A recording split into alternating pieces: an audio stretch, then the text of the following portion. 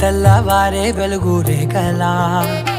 పచ్చ పచ్చ పచ్చి మట్టి బొమ్మలా అల్లి బిల్లి వెన్న పాల నురగలా అచ్చ తెలుగు ఇంటి పూల కొమ్మలా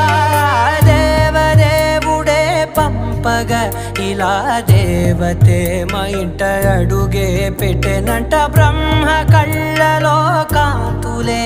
మా అమ్మలా మా కోసం మళ్ళీ లాలి పాడేనంట.